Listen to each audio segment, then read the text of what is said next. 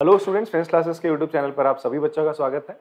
इससे पहले जो चैप्टर हम लोग कर चुके हैं बच्चे, वो था आपका एओडी, जो कि आपका कैलकुलस का जो ब्रांच है डिफरेंशिएशन उसका हिस्सा था। और आप इवन कह सकते हो कि जो कैलकुलस हमारा पोर्शन है फ्रॉम द क्लास 12 उसका हम अराउंड 40 to 45% सिलेबस कंप्लीट कर चुके हैं, ठीक है, या 40% कह सकते हो। 60% जो कैलकुलस है वो आपका इंटीग्रेशन में बसती है, that is chapter number 7, 8 and 9, ठीक है जी। तो डेरिवेटिव्स जो था उसमें आपने कई सारे कंसेप्ट पढ़े कि किस तरीके से आप फंक्शंस का डिफरेंशिएशन करते हो। छठे चैप्टर में आप आते हो, वहां पर आप जानते हो कि maximum minimum increasing decreasing functions या rate of change of quantities, ये सब आपने पढ़ा। इंटीग्रेशन जस्ट उसका कैसा प्रोसेस है, रिवर्स प्रोसेस है, ठीक है। अभी हम जानेंगे इंटीग्रेशन कहते किस चीज को है, ठीक है। तो ये चैप्टर हम लोगों को पढ़ना है, चैप्टर नंबर 7। तो आपको एक तो पेशेंस रखना पड़ेगा चैप्टर को पढ़ते समय, क्योंकि ये चैप्टर अपने आप में ही पूरी बुक का सबसे बड़ा चैप्टर है। इसमें बहुत सारी एक्सरसाइज है, एक्सरसाइज होने के साथ साथ भी हर एक्सरसाइज में नंबर ऑफ क्वेश्चंस भी आपके एवरेज अगर मान के चले वो जाते हैं आपके 30+, ठीक है जी। 25 तो मान के चलो आप, तो आप number of average of questions है। फॉर्मुलेस कई सारे हैं, बट आप प्रैक्टिस जितना ज्यादा करोगे उतना आपके लिए बढ़िया रहेगा, आपको फॉर्मुलेस याद रहेंगे। अगर आपको डिफरेंशिएशन बहुत बढ़िया से आता है तो इसके इनिशियल एक्सरसाइज के फॉर्मुलेस याद करने में आपको कोई दिक्कत नहीं होगी। और कुछ नए फॉर्मुलेस आपको देखने को मिलेंगे इंटीग्रेशन में, कुछ नए टाइप्स के आपको क्वेश्चन देखने को मिलेंगे इंटीग्रेशन में जो आपने आज तक बिल्कुल नहीं करे हैं। बाकी डिफरेंशिएशन से थोड़ा बहुत इसका रिलेशन, थोड़ा क्या काफी कुछ रिलेशन है। तो अगर आपको डिफरेंशिएशन नहीं आती तो उसको पहले स्ट्रेंथन करिए, फिर भी चलो अब आ गए हो, सिलेबस का प्रेशर है आपको तो आप देख सकते हैं।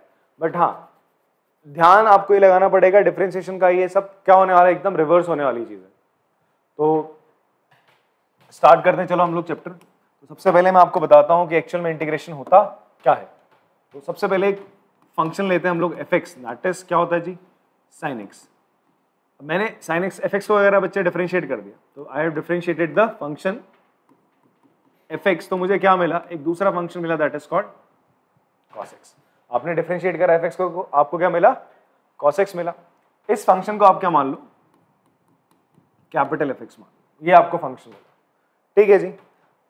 यहां इसकी डोमेन क्या रही होगी, आप मान लो x belongs to any interval, x किसी इंटरवल को बिलोंग करता है, यहां पर भी x किसी इंटरवल को बिलोंग करता है, इसी इंटरवल को बिलोंग कर रहा है आपका। तो अब मैं जानना चाह रहा हूं क्या कोई ऐसा तरीका है, मैंने अभी फंक्शन को डिफरेंशिएट करा। अभी एक चीज आपको ध्यान से सुननी है मेरी बात, कि आप अगर किसी फंक्शन को डिफरेंशिएट करते हो तो आपको क्या मिलता है, नया फंक्शन मिल जाता है। फंक्शन को डिफरेंशिएट करने पर आपको एक नया फंक्शन मिलता है, ठीक है। इसका हमने ज्योमेट्रिकल इंटरप्रिटेशन भी देखा था कि जब भी आप किसी फंक्शन को डिफरेंशिएट करते हो तो आप क्या कर रहे होते हो, उस पर्टिकुलर पॉइंट पे slope of the tangent find out कर रहे होते हो, ठीक है। यह हमने देखा था कि आप उस पॉइंट पे rate of change of quantity निकाल रहे होते हो, ठीक है। इंस्टेंटेनियस रेट आप चेक कर रहे होते हो किसी भी चीज का, इंस्टेंटेनियस जो चेंज होता है वो आप चेक कर रहे होते हो। क्लियर है, पढ़ रहे थे नहीं पढ़ रहे थे इस चीज को। तो वही चीज है, आप जब क्या करते हो, डिफरेंशिएट करते हो तो आप किसी पर्टिकुलर पॉइंट पे स्लोप ऑफ द टेंजेंट निकाल रहे होते हो। ज्योमेट्रिकल इसका ओवरव्यू है, या फिर मैं बताऊं इसका एक ज्योमेट्रिकल इंटरप्रिटेशन हम कर सकते हैं। तो अब मेरे को चलो फंक्शन मिल गया, इसको डिफरेंशिएट करने पे क्या ऐसा कोई तरीका है, क्या ऐसी कोई विधि है जिसके द्वारा आप जो आपको फंक्शन मिला ये जान सको कि ये जिस फंक्शन को डिफरेंशिएट करके आया, क्या कोई ऐसा मेथड है कि मेरे को पुराना फंक्शन मिल जाए। ये जो मेरा cos x फंक्शन बना है, ये जो मेरा fx फंक्शन बना है बेटा, वो किसी ना किसी फंक्शन को डिफरेंशिएट करके बना है, ठीक है। तो क्या कोई ऐसा तरीका कि मैं इसके साथ कुछ ऐसा करूं वो फंक्शन वापस मिल जाए जिससे बना हुआ है डिफरेंशिएट करके। तो वो कौन करता है, आपका इंटीग्रेशन करता है। कौन करता है बच्चा, आपका इंटीग्रेशन। अगर आप क्या कर दो, आप इस फंक्शन को क्या कर दो, इंटीग्रेट। अच्छा, डिफरेंशिएशन का साइन क्या होता है बच्चा, ये होता है d/dx। आप लिखते हो d/dx of any function, it can be y, ठीक है। कोई भी फंक्शन का आप डिफरेंशिएशन करते हो तो मान लो आपको क्या मिला, कैपिटल fx मिला। उसी तरीके से अगर आप क्या करो, इंटीग्रेशन कर दोगे, इंटीग्रेशन का साइन क्या होता है बच्चे, this is the sign of your integration. ये इंटीग्रेशन का आपका साइन है। क्लियर है, ठीक ठाक से आपको साइन बनाना है। तो ये इंटीग्रेशन का साइन है। अगर आप इस फंक्शन का इंटीग्रेशन करते हो, आपके पास ओरिजिनली एक फंक्शन था fx, उसको डिफरेंशिएट करा तो आपको क्या मिला, एक दूसरा फंक्शन मिला कैपिटल fx। अब क्या कोई ऐसी विधि है कि मैं इस फंक्शन से वापस से अपने ओरिजिनल फंक्शन में जा सकूं? हाँ जी, एक तरीका है, दैट इज कॉल्ड इंटीग्रेशन। उसे हम क्या कहते हैं बच्चे, आपका that process is called integration, ठीक है। इस प्रोसेस को हम क्या बोलते हैं बच्चे, हमने इस प्रोसेस को नाम दिया इंटीग्रेशन। और इंटीग्रेशन के थ्रू जब आप इस फंक्शन को इंटीग्रेट करोगे तो आप वापस से आपको क्या फंक्शन मिल जाएगा बच्चे, fx, अपना पुराना ओरिजिनल फंक्शन मिल जाएगा। तो आप ध्यान से देखो, क्या ये रिवर्स नहीं हो गया, उल्टा नहीं हो गया, एंटी नहीं होगा किसका, डिफरेंशिएशन का। तो दैट्स व्हाई इंटीग्रेशन को ही हम क्या बोलते हैं, एंटी डेरिवेटिव फाइंड आउट करना, या एंटी डिफरेंशिएशन बोल देते हैं। क्या बोल देते हैं बच्चे? It is also called as anti differentiation. आप क्या करो, इस cos x का इंटीग्रेशन कर दो, तो क्या मिल जाएगा आपको? इस cos x का इंटीग्रेशन करने पे आपको क्या मिल जाएगा बच्चे? sin x मिल जाएगा। क्या मिल जाएगा? sin x मिल जाएगा। बात समझ में आती है आपको? तो आपको एक नया फॉर्मूला ही पता चल गया। इंटीग्रेशन ऑफ cos x क्या होता है? sin x होता है। अभी फॉर्मूले पे हम डिटेल में बात करेंगे, ठीक है। फिलहाल आप इतना समझ गए कि इंटीग्रेशन क्या है। इंटीग्रेशन एक ऐसा मेथड है जिससे आप जो फंक्शन आपको डिफरेंशिएट करके मिला है, ठीक है, उस फंक्शन से वापस आप ओरिजिनल फंक्शन पे जा सकते हैं जहां से आप उसको डिफरेंशिएट किया गया होगा। fx को डिफरेंशिएट करने पे sin x को डिफरेंशिएट करने पे cos x मिला, इसे इंटीग्रेट करोगे तो वापस यहां पहुंच जाओगे, ठीक है। बात समझ में आती है? तो इसी को हम एंटी डेरिवेटिव भी बोलते हैं, या इसी को हम प्रिमिटिव भी बोल देते हैं। क्या बोल देते हैं बच्चे? आपका एक वर्ड है that is called primitive. Primitive मतलब पुराना वाला। प्रिमिटिव का मतलब क्या होता है? पुराना वाला। आप पुराने फंक्शन की तरफ भी तो जा रहे हो, आपसे बोलेगा फाइंड द प्रिमिटिव। प्रिमिटिव का मतलब आपको इंटीग्रेट करने को बोल रहा है, find the primitive of this function, या find the anti derivative of the function. बात समझ में आ रही है आपको? तो वो एक्चुअल में आपसे इंटीग्रेट ही करने को बोल रहा है, इंटीग्रेशन ही करने को बोल रहा है। एंटी डेरिवेटिव का मतलब वो फंक्शन बताओ भाई जिसको डिफरेंशिएट करके ये आया है। Anti derivative of the function का मतलब ये होता है। Find primitive of the function का मतलब है वो फंक्शन बताओ जिसको डिफरेंशिएट करके cos x आया है। तो कैसे जाओगे? कुछ इस तरीके से, इसका इंटीग्रेशन कर दोगे तो आप सीधा सीधा वहां पहुंच जाते हो। आई होप आपको थोड़ी बात समझ में आ रही है इंटीग्रेशन कैसे कहा जाता है। क्लियर है बात? तो ये तो बात है आपकी इंटीग्रेशन की। फिर हम बात करें, जब हम इंटीग्रेशन की बात करते हैं बच्चे, तो इंटीग्रेशन में यार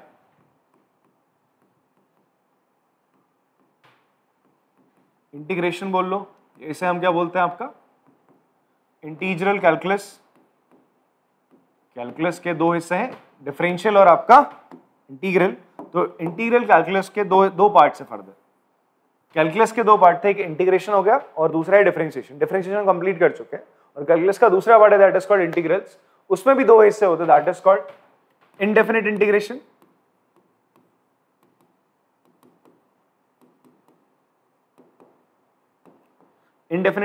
और दूसरा होता है बच्चे आपका डेफिनेट इंटीग्रेशन, ठीक है। जैसे मैं आपको जब डिफरेंशिएशन की बात करता हूँ, डेरिवेटिव की बात करता हूँ, तो उसका ज्योमेट्रिकल जब हम ओवरव्यू देते हैं तो हम आपको ये बोलते हैं भाई डेरिवेटिव में आप क्या फाइंड आउट कर रहे हो। अगर ये कोई आपका कर्व है तो इस पर्टिकुलर पॉइंट पे आप क्या निकाल रहे होते हो? इस फंक्शन का fx का क्या निकाल रहे होते हो? स्लोप ऑफ द टेंजेंट निकाल रहे होते हो जब आप इसको डिफरेंशिएट करते हो। f' आपको क्या देता है? इस पॉइंट पे, पर्टिकुलर पॉइंट पे आपका स्लोप ऑफ द टेंजेंट निकाल के देता है। इन द सेम वे आपका हम बात करें, ये भी अपना कुछ ज्योमेट्रिकल इंटरप्रिटेशन रखता है। तो जो आपका डेफिनेट इंटीग्रेशन है, जो आपका बच्चे क्या है? डेफिनेट इंटीग्रेशन है, और जो आपका इंडेफिनेट इंटीग्रेशन है। इंडेफिनेट इंटीग्रेशन आपको क्या बताता है? अगर आपके पास कोई फंक्शन fx है तो उसका एंटी डेरिवेटिव करके आपको निकाल के दिखाता है। इंडेफिनेट इंटीग्रेशन का उपयोग क्या होता है? टू फाइंड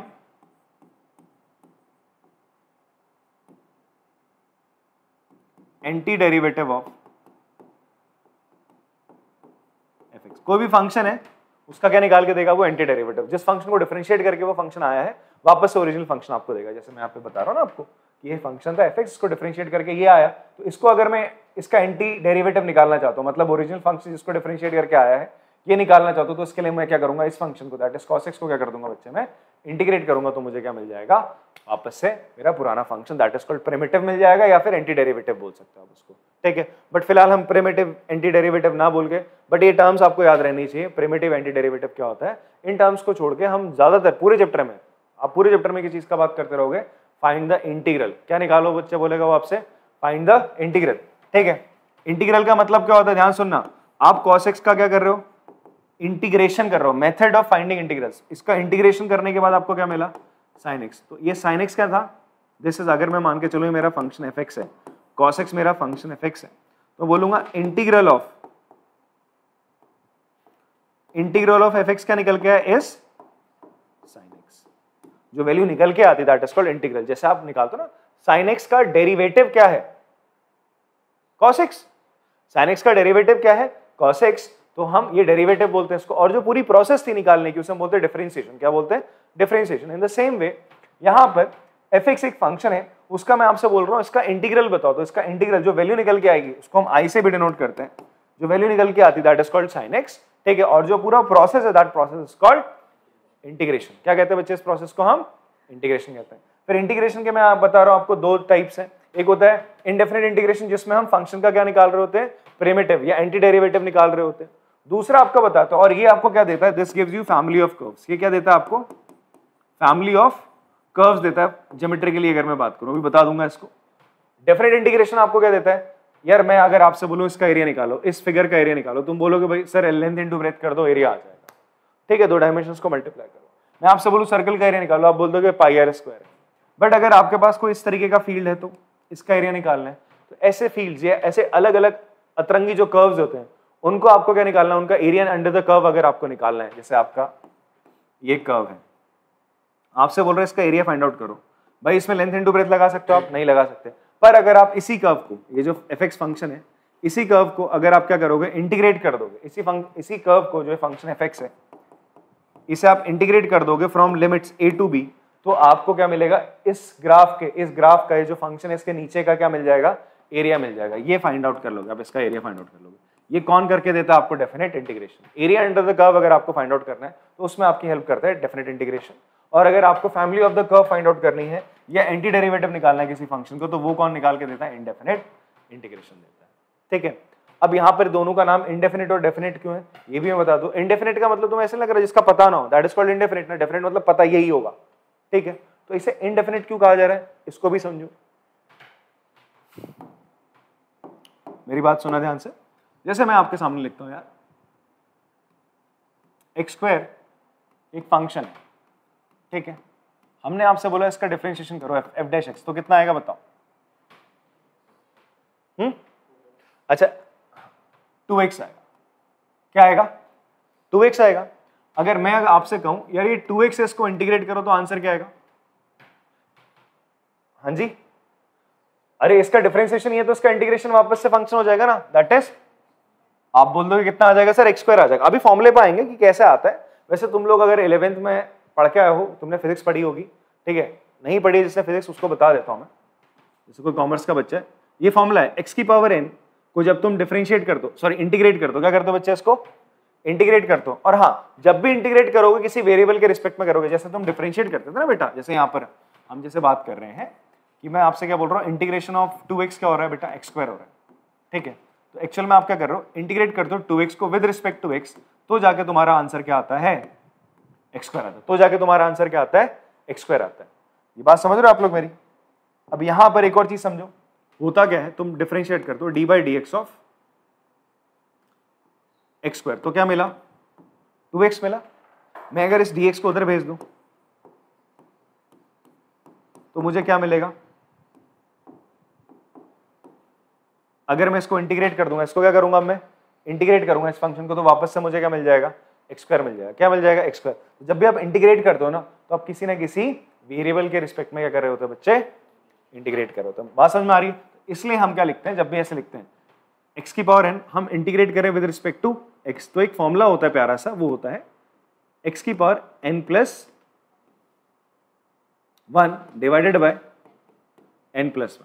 ये आपका फॉर्मूला होता है, x की power n plus 1 upon n plus 1। यहां कंडीशन ये है कि ये जो n है ये क्या नहीं होना चाहिए आपका बच्चे? -1 नहीं होना चाहिए। बाकी सबके लिए फॉर्मूला अप्लाई होता है, ठीक है। अभी बात करेंगे इसके बारे में और डिटेल में, बट फिलहाल ये फॉर्मूला यहाँ पे लगा x की power n।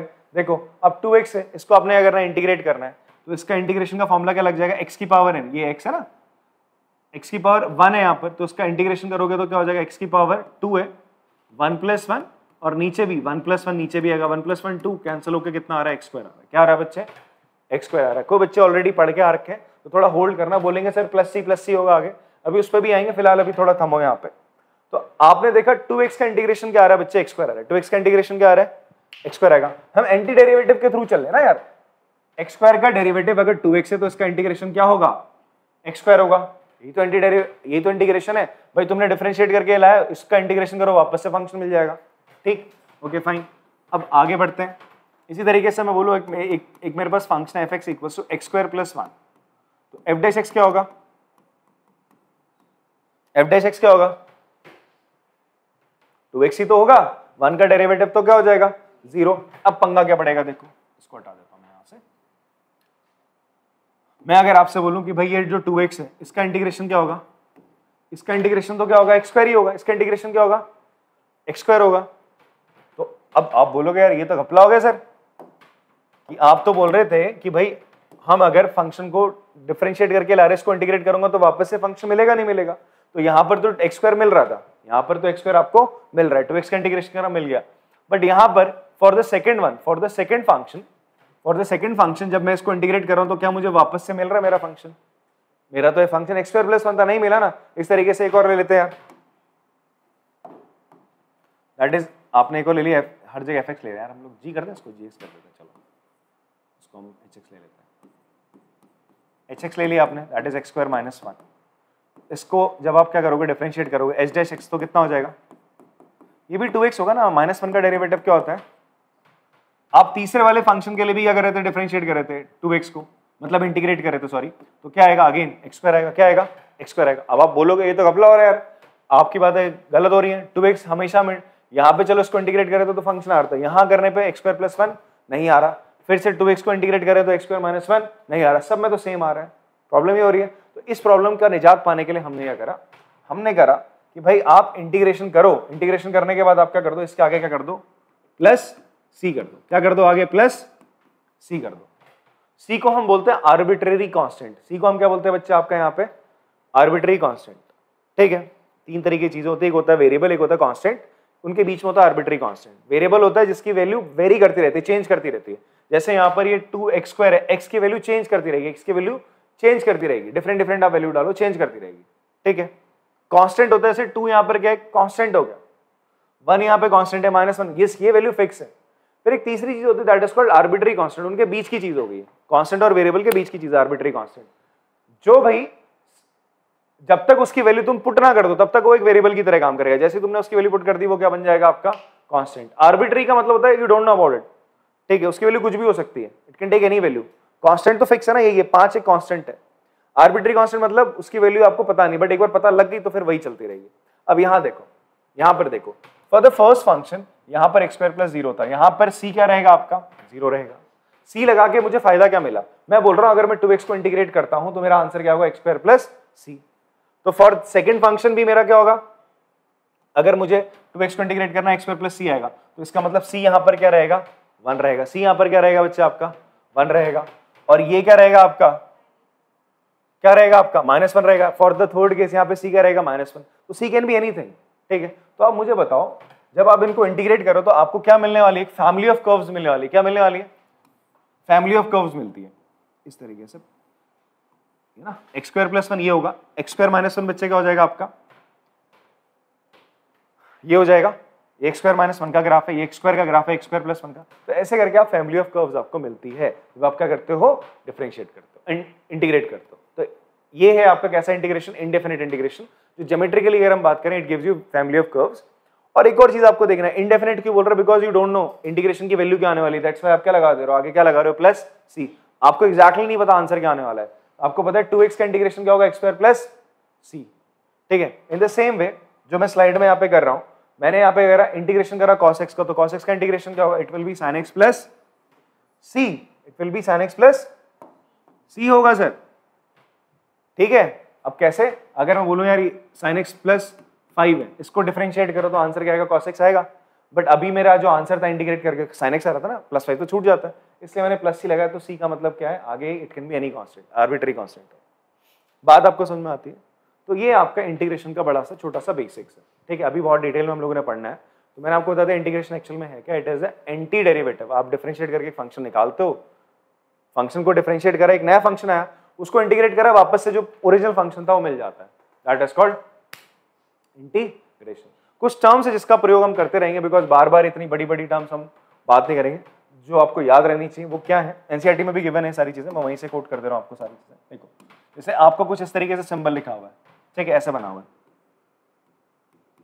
sin x dx, इसका मतलब क्या समझो, यहां पे आपसे बोल रहा है, क्या बोल रहा है कि आप क्या करो, इस पूरे फंक्शन को इंटीग्रेट करो। इसका मतलब क्या ये बोलना चाह रहा है, integrate the function sin x with respect to x। तो ये चीज यहां पे लिख रहा है, fx एक फंक्शन है विद रिस्पेक्ट टू x, इससे क्या कर रहा है आप इंटीग्रेट। तो सिंबल को कैसे पढ़ेंगे, integral of f with respect to x, you have to find out.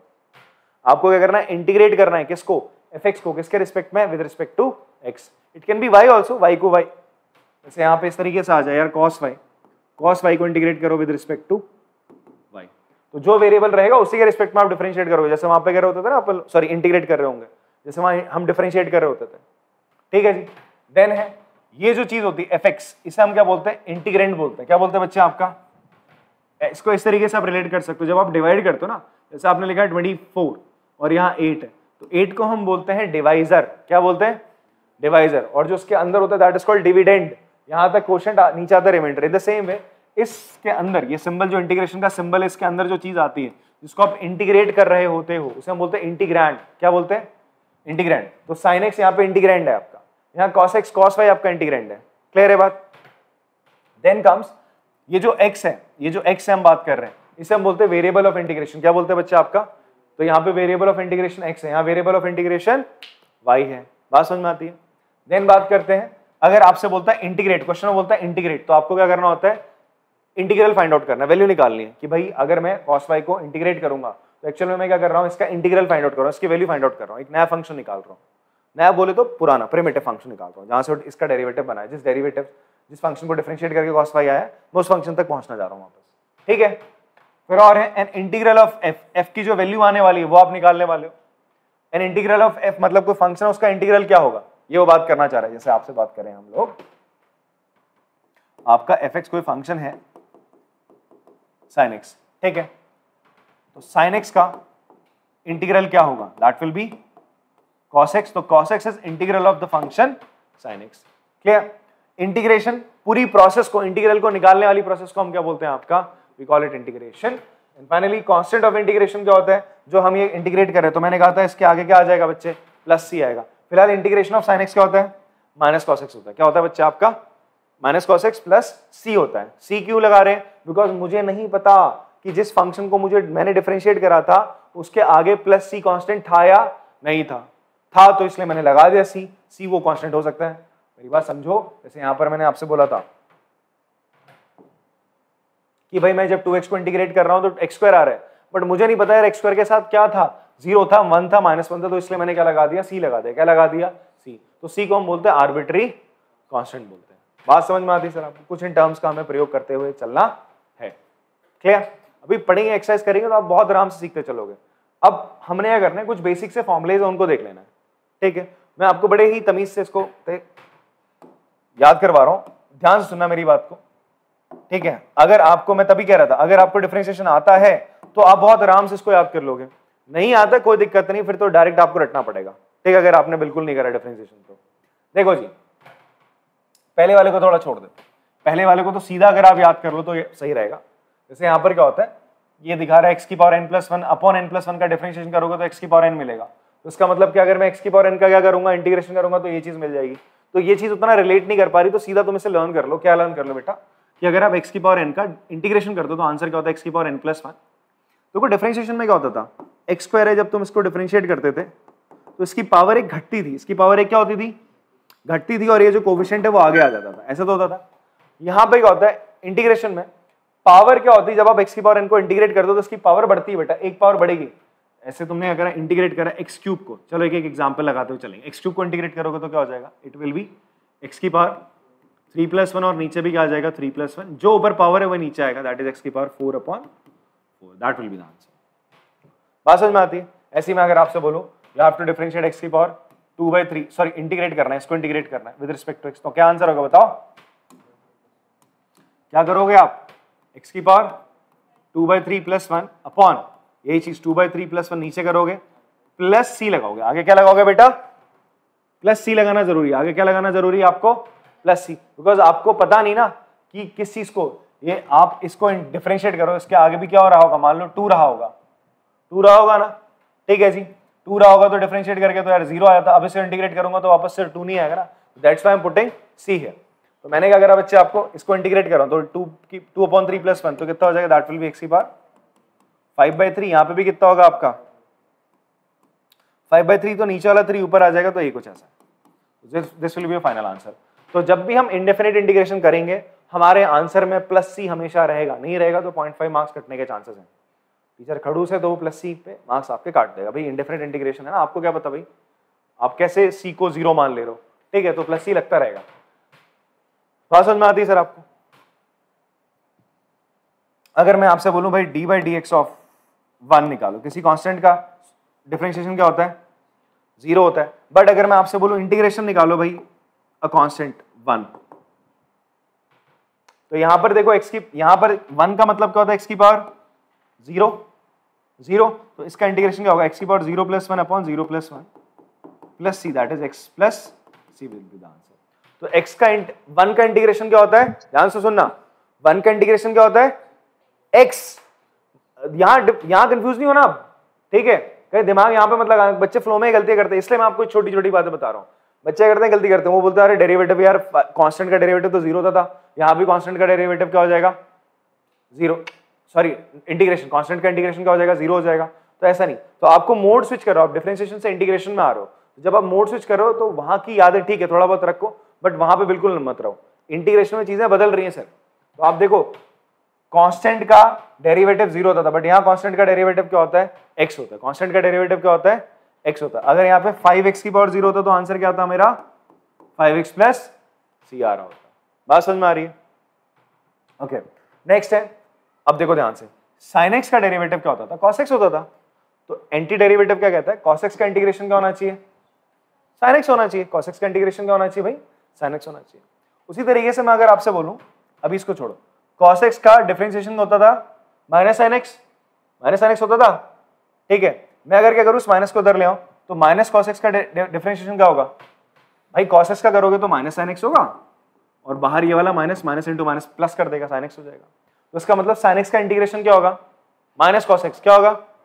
यहाँ बच्चे थोड़े इनिशियली बच्चे यहाँ पे क्या होता है? फंसने लगते हैं। तो ध्यान जरूरी होता है, फोकस जरूरी होता है कि भाई जब आप क्वेश्चन कर रहे हो sin x का इंटीग्रेशन, रुक जा, माइनस cos x होता है, ऐसे करके चलना है, ठीक है?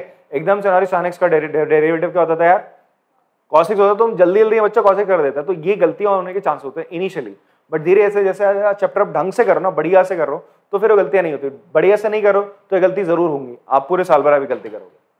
बात समझ में आ रही है? तो देखो cos x का डेरिवेटिव आपके दिमाग में क्लिक करना चाहिए, that was minus sin x होता है ना, माइनस साइन आता है ना, तो मैं माइनस को अगर इधर ले आऊं तो माइनस cos x का डेरिवेटिव क्या होता है? प्लस sin x, ठीक है? या आप ऐसे देख सकते हो कि डिफरेंशिएशन में sin x का डेरिवेटिव cos x होता था, तो यहाँ उल्टा क्या हो जाएगा?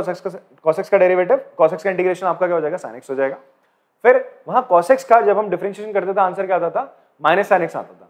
तो अगर मैं sin x को इंटीग्रेट करूंगा तो वहां cos और sin में जब मैं डिफरेंशिएट करता था एक माइनस घुसता था, तो यहाँ पर इसका मतलब sin x को जब मैं क्या कर रहा हूँ, इंटीग्रेट करूंगा तो माइनस आएगा, that will B minus cos x answer आएगा। तो वो आपका याद रखना है। फिर ध्यान से देखो, tan x का डेरिवेटिव क्या होता था? sec square x। tan x का डेरिवेटिव क्या होता था?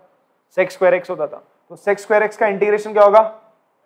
tan x प्लस सी को नहीं भूलना है, प्लस सी को नहीं भूलना है, प्लस सी होगा साथ साथ। बात समझ में आती है? क्लियर है? नेक्स्ट आगे बढ़े। देखो आप लोग कॉपी कर लेना पॉज करके इसको, ठीक है? मैं साइड हट जा रहा हूं, आपको फॉर्मूलेज कॉपी कर लेने, ठीक है? कॉपी करो इनिशियली, और कॉपी भी करो ना याद करते करते, अच्छा डेरिवेटिव होता था, इंटीग्रेशन होगा, इस तरीके से आपको ना रिलेट करना है चीजों को, ठीक? नेक्स्ट आगे बढ़ते हैं। देखो यहाँ पे, अब मैंने क्या पढ़ा था यार? sec x का डेरिवेटिव क्या होता था? sec x tan x होता था। तो उसका मतलब sec x tan x का इंटीग्रेशन क्या हो जाएगा? sec x हो जाएगा प्लस c माइनस, देखो cot x का डेरिवेटिव क्या होता था? Minus cos x square x होता था। मैं माइनस को उधर ले आता तो माइनस cot x का डेरिवेटिव क्या होगा? cos x स्क्वायर x होगा। तो cos x स्क्वायर x का इंटीग्रेशन क्या हो जाएगा? Minus cot x। बात समझ में आती है? उसी तरीके से माइनस cosec x का derivative minus cosec x cot x होता था, माइनस को उधर ले तो माइनस cosec x का डेरिवेटिव क्या होगा? cosec x cot x होगा। तो इसका इंटीग्रेशन क्या हो जाएगा? cosec माइनस cosec x हो जाएगा प्लस c। अब यहां थम जाओ, अब मेरे साथ रहो। देखो अभी हमने जो ऑब्जर्व करा, यहां पर आप मुझे बताओ, आपने tan x का आपने क्या पढ़ा? डेरिवेटिव पढ़ा। क्या पढ़ा? sec स्क्वायर x पढ़ा, ठीक है, वेरी गुड। फिर sec x का आपने डेरिवेटिव पढ़ा, क्या पढ़ा?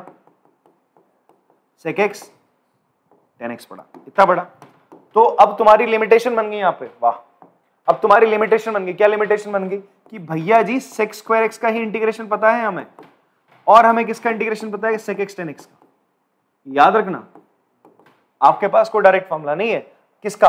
मैं अगर आपसे बोलूं बेटा sec x का इंटीग्रेशन बता दो, वेरी डायरेक्ट फॉर्मूला। मैं आपसे बोलूँ भाई 10x का इंटीग्रेशन बता दो, सॉरी sec x 10x का इंटीग्रेशन बता दो, आप बोलोगे ये पुरानी यादों से तो ऐसा कुछ है नहीं, क्योंकि आपको पता है sec x किसी का डेरिवेटिव होता है, नहीं पता ना, sec x किसी का डेरिवेटिव नहीं होता भाई, sec स्क्वायर x होता है, ठीक है। 10x अब तुम्हारे दिमाग में 10x उसका डेरिवेटिव होता है, ये भी किसी का डेरिवेटिव नहीं होता भाई, 10x sec x होता है, वो भी sec x का होता है। इनके कोई डायरेक्ट आपको फॉर्मूले पुरानी यादों से तो नहीं आने वाले, मतलब डिफरेंशिएशन से तो नहीं आने वाले, ठीक है जी। है फिलहाल इसका डायरेक्ट फॉर्मूला है, अभी पढ़ेंगे सेकंड एक्सरसाइज में जब हम जाएंगे तो हम डायरेक्ट फॉर्मूलास पढ़ रहे होंगे, ठीक है इसके फॉर्मूले, बट अभी फिलहाल के लिए यहां से नहीं आ रहे, ये भी ध्यान में रखना आपको। तो यहां से एक नई चीज निकल के आती है कि अगर आपके पास क्या होगा, मान लो कोई टर्म 10 स्क्वायर की टर्म में, किसमें है बच्चा आपका 10 स्क्वायर x की टर्म में, आपसे बोलेगा भैया इसको इंटीग्रेट कर दो, तो तुम बोलोगे यार 10x का तो मैंने कोई फॉर्मूला ही नहीं पढ़ा है, आपने कोई फॉर्मूला पढ़ा है 10x का इंटीग्रेशन का? नहीं पढ़ा, बट मैंने sec स्क्वायर x का पढ़ा है, और 10 स्क्वायर x को आप sec स्क्वायर x में तब्दील करना जानते हो। इसमें मदद कौन करेगी? आपकी 10th क्लास के ट्रिग्नोमेट्री या 11th में भी पढ़ रखी है तुमने, फॉर्मूले पढ़े थे ना, 1 + 10 स्क्वायर x क्या होता है, sec स्क्वायर x ही तो होता है। उस तरीके से 1 + cot स्क्वायर x क्या होता है, it is cosec square x। बात समझ में आ रही है? तो वहां पर तो आपको जैसे 10 स्क्वायर x दिखे, तुम्हारे दिमाग में चमकना चाहिए यार 10 स्क्वायर x को तो मैं sec स्क्वायर x में कन्वर्ट कर सकता हूं, और उसका इंटीग्रेशन मुझे पता है, ठीक है। बात समझ रहे हो? बहुत इंपॉर्टेंट बात बता रहा हूं मैं आप लोग को, आगे चैप्टर में क्वेश्चन भी आएंगे, फिर वापस से बताऊंगा, बट वो आए तुम खुद ही कर जाओ तो वो मेरे को अच्छा लगेगा। इन द सेम वे अगर आपको cosec x स्क्वायर x दिखा, मतलब cot x स्क्वायर दिखा, तो cot स्क्वायर x का तो आपने कहीं पे इंटीग्रेशन कहीं पढ़ा ही नहीं है, तो आपके दिमाग में चमकना चाहिए cot स्क्वायर x को तो मैं cosec स्क्वायर x में कर सकता हूं कन्वर्ट, और उसका इंटीग्रेशन का फॉर्मूला मुझे पता है, तो बाय यूजिंग दिस फॉर्मूला मैं कन्वर्ट कर दूंगा। बात समझ में आ रही है? जैसे आप 10 स्क्वायर x को क्या लिख सकते हो, sec स्क्वायर x - 1, फिर उसका इंटीग्रेशन कर सकते हो, ठीक है। तो ये चीजें इस तरीके से आपको कोरिलेट करनी है। चलो फिलहाल ये फॉर्मूले हो गए आपके। फिर उस तरीके से आपने क्या पढ़ा था, अभी अभी पढ़ते हुए आप चैप्टर 5 आपने पढ़ा था, तो वहां पे थर्ड एक्सरसाइज में आपने क्या पढ़ा था, sin इनवर्स x का डेरिवेटिव होता है 1/√1 - x स्क्वायर। तो प्यारा सा इसका इंटीग्रेशन क्या हो जाएगा, उल्टा वापस से sin इनवर्स x हो जाएगा। इंपॉर्टेंट है काफी, है काफी ज्यादा इंपॉर्टेंट है। आगे जाके एक दो फॉर्मूले ना इससे निकल रहे हैं, तो वो आपको एकदम क्लिक कर जाएंगे अगर ये चीज आपको आती है, वो फॉर्मूले आपको बहुत जल्दी याद होंगे। अगर आपको डेरिवेटिव याद है तो उसका इंटीग्रेशन भी आपको याद होना चाहिए। बात समझ में आती है? फिर अगला फॉर्मूला cos इनवर्स x का डेरिवेटिव क्या होता था, माइनस का 1/√1 - x स्क्वायर होता था। इस माइनस को मैं इधर ले आया हूं, तो इसके माइनस का डेरिवेटिव क्या होगा 1/√1 - x स्क्वायर, उसका इंटीग्रेशन करोगे तो क्या होगा माइनस का cos इनवर्स x + c। अब आप बोलोगे सर ये चीज और ये चीज दोनों क्या है, सेम है, तो अकॉर्डिंगली क्वेश्चन जो डिमांड कर रहा होगा, जो मुझे प्रूफ करना होगा, उसके अकॉर्डिंगली मैं इसका इंटीग्रेशन कर रहा हूंगा, जो लिमिट्स वगैरह मेरे पास होंगी, ठीक है, जो इंटरवल्स मेरे पास होंगे। बात समझ में आ रही है? तो ये ध्यान रखना, आप बोलना रहे दोनों का तो सेम आ रहा है, हाँ जी आ रहा है, कोई दिक्कत नहीं, बट मैंने आपसे बोला कंडीशन बता दी, जो जैसे अकॉर्डिंगली जैसे हमारे इंटरवल्स होंगे या जो हमारा क्वेश्चन नीड कर रहा होगा उसके अकॉर्डिंग हम इसको क्या करेंगे, फॉर्मूले को लगाएंगे। फिर tan इनवर्स x का डेरिवेटिव क्या होता है 1/1 + x स्क्वायर, काफी इंपॉर्टेंट है। देखो डिफरेंशिएशन में उतना ज्यादा इंपॉर्टेंट नहीं था, बट इंटीग्रेशन में बहुत ज्यादा इंपॉर्टेंट है। Integration it is one of the most important formulas that you have, because एक आध फॉर्मूले जो इसकी हेल्प से आगे बनने वाले हैं, ठीक है। तो ये होता है 1/1 + x स्क्वायर का इंटीग्रेशन क्या होता है, tan इनवर्स x होता है। फाइन, e की पावर x का इंटीग्रेशन डेरिवेटिव e की पावर x, ये इकलौता ऐसा फंक्शन है जिसका इंटीग्रेशन जिसका डिफरेंशिएशन सेम होता है, ठीक है।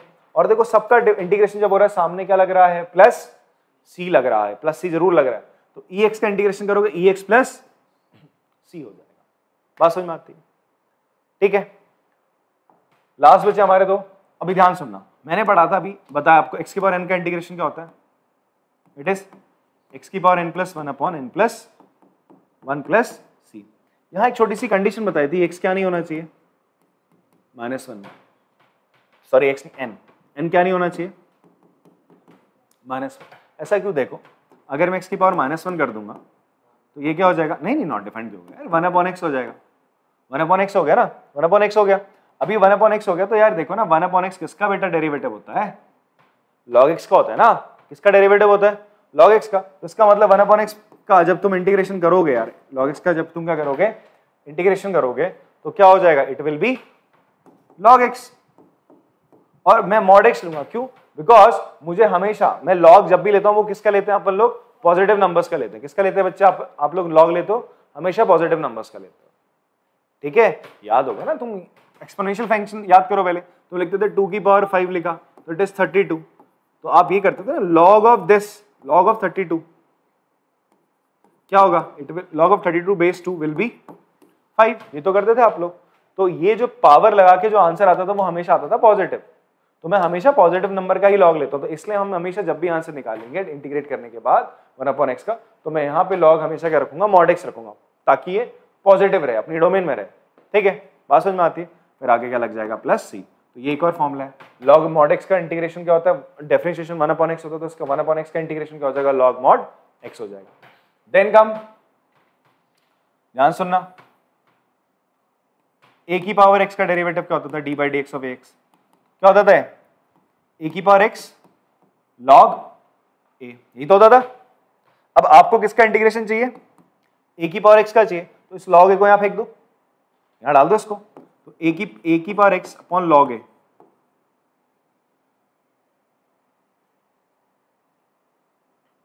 तो जब डिफरेंशिएट करोगे, log a तो कांस्टेंट है ना, वो किसके बराबर होगा, a की पावर x के बराबर होगा, तो इसका मतलब a की पावर x का क्या करोगे, इंटीग्रेशन करोगे, तो वापस से क्या मिलेगा, a की power x upon log a मिल जाएगा। एक चीज बताऊं आपको, this is also an important thing, इसका उपयोग पूरे एक्सरसाइज में कहीं नहीं होने वाला है, बट स्टिल इंपॉर्टेंट है। क्यों इंपॉर्टेंट है, देखो 1 मार्क्स में अगर मान लो यहां से क्वेश्चन आ गया, पूरे चैप्टर में एक ही जगह इसका उपयोग हो रखा है, तो पूरा चैप्टर कर लोगे, एक जगह फॉर्मूला करोगे तो याद बिल्कुल नहीं रहेगा, और बच्चे इसको बहुत ही बुरी तरीके से स्किप करते हैं, तो ये 1 मार्क्स आपका खा जाता है। और बहुत सिंपल चीज है, याद करने का तरीका क्या, डिफरेंशिएशन तो याद कर सकते हो, वहां पे इसका उपयोग है।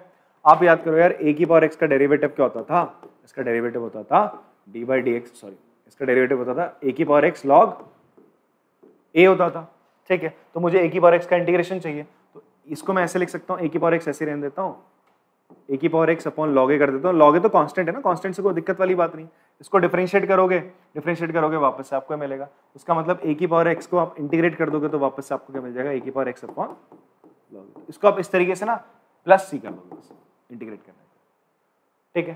तो ये आपको थोड़ा याद रहना चाहिए, इस तरीके से याद कर लो आप, ठीक है, एकदम रट नहीं पा रहे हो तो इसको इस तरीके से आप याद करके चलो कि हाँ मैं ऐसे डिराइव कर दूंगा, वहां पे आंसर निकाल दूंगा कैसे ना कैसे, बिकॉज 1 मार्कर क्वेश्चन ऐसे पूछे गए और बच्चे यहीं पे बोलते सर हमें फॉर्मूला याद ही नहीं है, मैं भूल गया था, और बोले यार ये था इसका, तो ये प्रॉब्लम रहती। तो इसलिए बहुत सिंपल है, भूलना नहीं।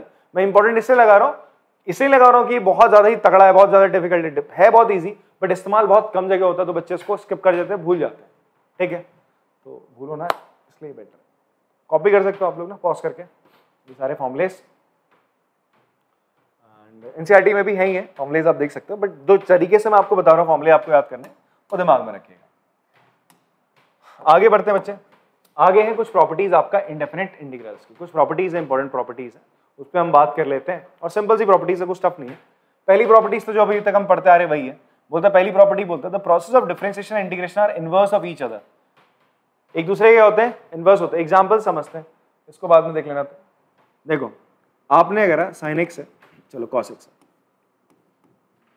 cos x को इंटीग्रेट करा तो आंसर क्या आएगा, sin x प्लस सी, मतलब मेरे पास कोई फंक्शन रहा initially that is cos x, मैंने उसे इंटीग्रेट करा तो मुझे मिला sin x प्लस सी, ठीक है। मैं अगर इस sin x प्लस सी को क्या करूंगा, sin x प्लस सी को क्या करूंगा, अगर मैं डिफरेंशिएट कर दूंगा तो मुझे आंसर क्या मिलेगा, I will get cos x, वापस से मुझे मेरा पुराना फंक्शन मिल गया। बात समझ में आ रही है सर आपको, ठीक है। तो वही ये चीज कह रहा है, आपने किसी फंक्शन को इंटीग्रेट करा, किसी फंक्शन को क्या करा, तो फंक्शन था आपने उसे इंटीग्रेट करा, fx cos x था, उसे इंटीग्रेट करा तो क्या मिला, sin x प्लस सी मिला। फिर इसी फंक्शन को जब आप डिफरेंशिएट कर देते हो, इसी फंक्शन को डिफरेंशिएट करते हो तो आपको वापस से आपका पुराना फंक्शन fx मिल जाता। क्लियर है बात। फिर ये बात तो अभी मैं कह चुका हूं कि अगर आप किसी फंक्शन को डिफरेंशिएट करते हो, ऐसे आपने फंक्शन लिया x स्क्वायर प्लस 2 ले लिया, दैट इज fx, आपने f डैश x निकाला तो क्या मिलेगा जी, 2x। अब इसी फंक्शन को अगर आप क्या करोगे, इंटीग्रेट करोगे तो क्या मिल जाएगा आपको, x स्क्वायर प्लस c मिल जाएगा, c will be the arbitrary constant. तो देखो एक दूसरे के क्या है, दोनों रिवर्स होता है, ठीक है जी, सिंपल सी बात है। ये चीज हम बात भी कर चुके हैं अभी तक, स्टार्ट से हमने किया, ठीक है। तो ये पहली प्रॉपर्टी है। दूसरी प्रॉपर्टी पे हम बात करें, अच्छा इसका इस्तेमाल कहाँ पे होगा, जब अभी हम ना डिफरेंशिएशन कर रहे होंगे by using anti derivative measure, ठीक है, अभी आएगा पहला एग्जाम्पल है, उसकी बात कर लेंगे। दूसरा है two indefinite integrals with the same derivative led to the same family of curves and so they are equivalent. अभी अभी यही चीज की बात हुई है। अगर आपके पास एक फंक्शन है एफ एक्स स्क्वायर प्लस 5 है, आपने डी बाई डी एक्स करा इसका ऑफ एफ एक्स, आंसर क्या निकल के आएगा बेटा 2x। जी एक्स एक फंक्शन है that is x square plus 9, तो जी डैश एक्स क्या हो जाएगा जी आपका, इट विल बी 2x। दोनों का इंटीग्रल क्या आ रहा है, सेम आ रहा है। दोनों का इंटीग्रल क्या आ रहा है, सेम, सॉरी डिफरेंशिएशन, दोनों का डिफरेंशिएशन क्या आ रहा है, सेम आ रहा है। दोनों को अगर तुम इंटीग्रेट करोगे d by d x of f x d by d x of g x, अगर हम बात करें दोनों को अगर आप क्या करोगे इंटीग्रेट करोगे तो आंसर क्या मिलेगा आपको, it will be X square plus C, जो कि किसको रिप्रेजेंट कर रहा है, सेम फैमिली ऑफ कर्व्स को। एक्स स्क्वायर प्लस सी का मतलब समझ रहे हो, आप सी की वैल्यू बदलते जाओ आपको अलग अलग कर्व्स मिलते जाएंगे। आप सी की वैल्यू 0 रखोगे ये मिलेगा, +1 करोगे +2 करोगे -1 करोगे -3 करोगे ये, ठीक है, तो आपको एक फैमिली ऑफ क्या मिल जाएगी, कर्व्स मिल जाएगी।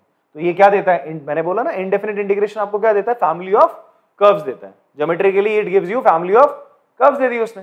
तो यही तो बोल रहा है कि टू इंडेफिनिट इंटीग्रल्स जिनका same derivative with the same derivative, दोनों का डेरिवेटिव क्या है, सेम है, led to the same family of curves. दोनों के दोनों क्या देते हैं आपको, सेम फैमिली ऑफ कर्व्स देते हैं। तो हम बोल सकते हैं दोनों इक्विवेलेंट है, इक्वल नहीं है, इक्विवेलेंट है। दोनों क्या है बच्चे आपके, इक्विवेलेंट होंगे। बात समझ में आ रही है, ओके फाइन। देन प्रॉपर्टी आपकी नेक्स्ट, ये बड़ी कॉमन सी प्रॉपर्टी है, आप दो फंक्शन को ऐड करो फिर उसे इंटीग्रेट करो, या दोनों फंक्शन को अलग अलग इंटीग्रेट कर लो, बात एक ही है। जैसे आपके सामने ऐसी चीज गिवन है sin x, चलो फॉर्मूले पढ़ चुके तो लगा भी लेते हैं question, sin x plus cos x। आपसे बोल रहा है भाई इसको क्या करो, इंटीग्रेट करो। अब तुम बोलो यार इसको तो मैं जोड़ ही नहीं पाऊंगा, तो इसको इंटीग्रेट कैसे कर लेते हैं। हमने कहा कि हम पहले sin x को अलग कर लेते हैं फिर cos x को अलग कर लेते हैं। अच्छा dx dx धीरे धीरे आप फिर लिखोगे नहीं, ठीक है, तो लिखो चलेगा, नहीं लिखो तो भी चलेगा। डिफरेंशिएट कर हम विद रिस्पेक्ट टू x कर रहे हैं, तो sin x का इंटीग्रेशन क्या हो जाएगा, माइनस cos x क्या हो जाएगा, sin x का integration not differentiation, sin x का इंटीग्रेशन क्या हो जाएगा, माइनस cos x होगा। क्या होगा बच्चे, minus cos x plus c1, constant ले लेते, एक कांस्टेंट ले लेते, c1 ले लिया, ठीक है, प्लस cos x का इंटीग्रेशन क्या होगा, sin x प्लस c2 ले लेते, c1 भी कांस्टेंट है c2 भी कांस्टेंट है। अगर मैं c1 और c2 को ऐड करूंगा दो कांस्टेंट को, तो आंसर क्या आएगा, एक कांस्टेंट ही मिलेगा। तो हमारा जो फाइनल आंसर आएगा वो होगा cos x plus minus cos x plus sin x plus c will be the final answer. बात समझ में आ रही है। तो कैसे करा, दो फंक्शंस को ऐड करे थे, दोनों को अलग अलग से इंटीग्रेट करके फिर क्या कर दिया, आंसर को मैंने ऐड कर दिया। तो ये चीज और ये चीज क्या रहेगी बच्चे आपकी, सेम ही रहेगी। ये आपकी तीसरी प्रॉपर्टी है, ठीक है जी। इसमें ऐसे भी आ जाता है ना क्वेश्चन, आपको बोलेगा भाई एक्स स्क्वायर प्लस 1 का होल स्क्वायर है, इसको क्या करो, इंटीग्रेट करो। इसको इंटीग्रेट करने को बोलेगा,